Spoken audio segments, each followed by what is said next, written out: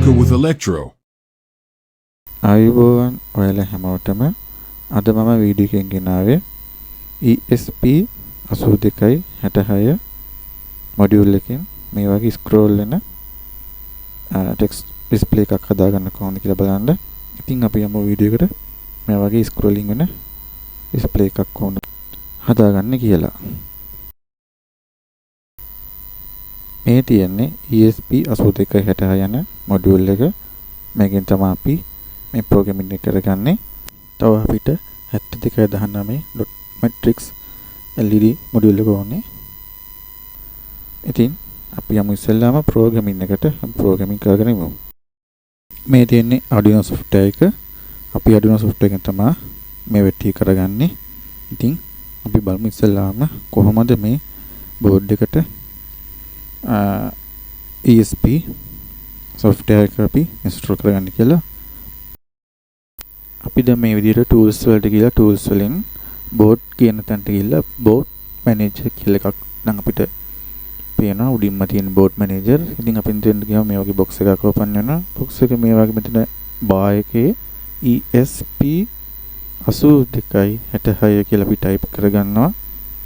ඒ type කරපුවාම මේ වගේ ESP 8266 කියලා එකක් එනවා. මම දැන් මේක install කරලා ඉඳන් මේ වගේ එන්නේ.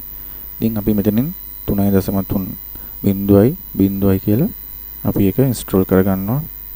මේ විදිහට මම දැන් මේක install කරලා තියෙන නිසා මම close කරනවා. ඔබ පෙන්නනවා මම ඒක එහෙම කරලා පෙන්නුවේ. දැන් ඊළඟට මේ මෙතන උඩ තියෙන එක නෙමෙයි පහලින් තියෙන මේ TP කියලා ගහලා තියෙන ඒ කෝඩ් දෙකෙන් ෆයිල් දෙකක් තියෙනවා. ඒ දෙක අනිවාර්යෙන් අපි ඩවුන්ලෝඩ් කරගන්න ඕනේ. ඊට පස්සේ අපි මෙන්න මේ විදිහට මේක install කරගන්න ඕනේ zip file එක software එකට. උඩින්ම තියෙන sketch කියන තැනට ගිහින් ඊට පස්සේ include library කියන තැනට ගිහිල්ලා අපි zip file කියන තැන අපි ක්ලික් කරගන්නවා. ඊට පස්සේ මේ වගේ box එකක් open වෙනවා. ඔය අර zip file දෙක save කරගත්ත තැනට ගිහිල්ලා අපි මේ විදිහට එකක් open කරලා save කරගන්නවා මේ විදිහට. ඊට පස්සේ යටින් වටිනවා මේක save වුණා කියලා. ඒ වගේම ඒ zip file දෙකම මේ කරන විදිහටම ඔයා save කරගන්න. මගේ මේ විදිහට වටිනේ මගේ install කරපු නිසා දැන් මේ විදිහට උඩින් තියෙන අර coding එක අපි save කරගන්න ඕනේ Arduino software එකට. file ගිහිල්ලා අපි ඒක මම මේ කරන විදිහටම ඔයා ගිහින් මේක save කරගන්න copy කරගන්න තියෙන අනිවාර්යයෙන්ම නැත්තම් මේක වැඩ කරන්න නැති වෙනවා. මේ විදිහට ඔයා කරගන්න. අපි coding එකට යන් අපි file ගිහිල්ලා example වලින් mdmax 72xx කියන තැනට අපි ගිහින් ඊට පස්සේ parallel scrolling ESP 8266 කියන එක අපි ටික් කරගන්නවා. දැන් මේ වගේ අලුත් page එකක් අපිට එනවා. මෙතන අපි වෙනස් කරගන්න දේවල් වගේක් තියෙනවා. අපි ඒවා පළමුව වෙනස් කරගමු. දැන් අපි ඉස්සෙල්ලාම CLK pin කියන එක අපි 14 වශයෙන් type කරගන්න ඕනේ. ඊට පස්සේ data pin කියන එක තන 13 වශයෙන් අපි type කරගන්න ඕනේ. ඊට පස්සේ CS pin එක 15 කියලා අපි වෙනස් කරගන්න ඕනේ. උඩින්ම තියෙන parallel HW කියන තැන අපි type කරගන්නවා FC 16යි HW කියලා මේ විදිහට අපි type කරගන්න ඕනේ. දැන් අපි පහළට ගිහිල්ලා මෙතන තියෙනවා SSID password කියලා තැනක්. ඒක තමයි board එකේ WiFi connect වෙන්නේ. අපි එතන වෙනස් කරගන්න ඕනේ. router එකක් තියෙනවා නම් router එකේ SSID කියන code එක ඉතින් ගහලා ඔයාගේ router එකේ password එක යටින් type කරගන්න. මම මේ විදිහට type කරගන්නේ ඔයගොල්ලෝ පේන්න.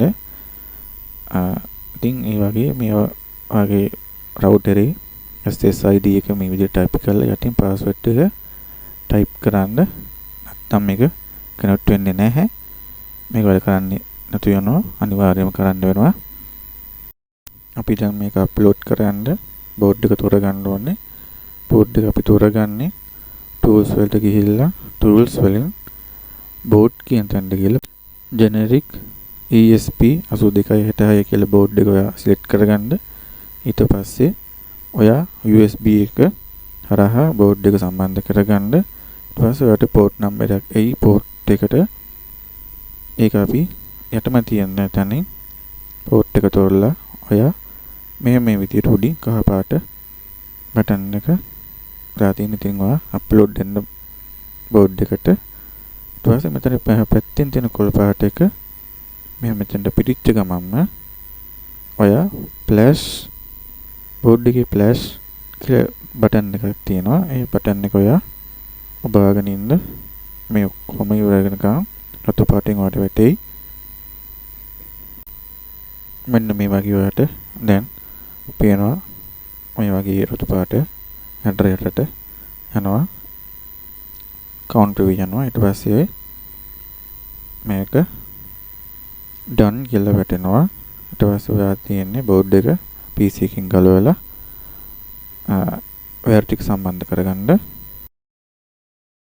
ඉතින් මේ තියෙන පිළිවෙලට ground 5 watt D5 ඒ ටික තියෙන්නේ බෝඩ් එකට අනිත් පැත්තේ තියෙන්නේ 7219 ඩිස්ප්ලේ එක පැත්තට.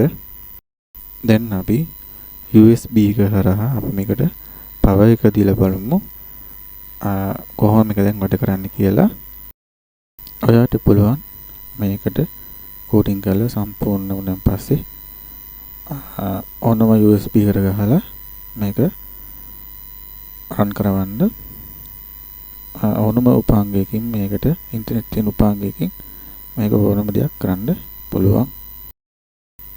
power එක දුන්නාන් පස්සේ ඔයාලට 192 dot කියලා වැටෙයි පොඩි කෝඩ් එකක්.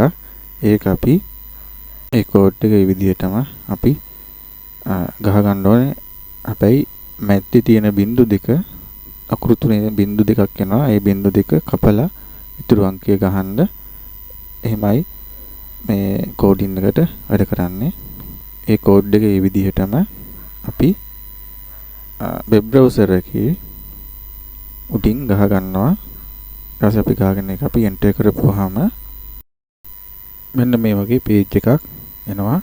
අපි උඩින් මැසේජ් බොක්ස් එකේ අපිට අපි නම් හරි මොන හරි ගහලා මේ විදිහට normal ස්පීඩ් දුන්නාම මේ විදිහට වැඩ කරනවා. ඊට පස්සේ ඔයාට එක එක විදිහට ස්ක්‍රෝලින් ගන්න පුළුවන්. left right එකම ගන්න පුළුවන්. ස්පීඩ් අඩු වැඩි කරන්න පුළුවන්. ඉතින් මේ විදිහ තමයි එන්නේ. මට පුළුවන් මේ විදිහටම හදාගන්න. ඉතින් යාළුවනේ මම අද ගෙනාපු වීඩියෝ එකට ගොඩක් වැදගත් වෙයි කියලා හිතනවා. ඉතින් බොහොම ස්තුතියි මේ වීඩියෝ නම්බරට. මාව subscribe කරන්න, like කරන්න, comment කරන්න. නැවත අපි මේ වගේ වීඩියෝ එකකින් හම්බ වෙමු.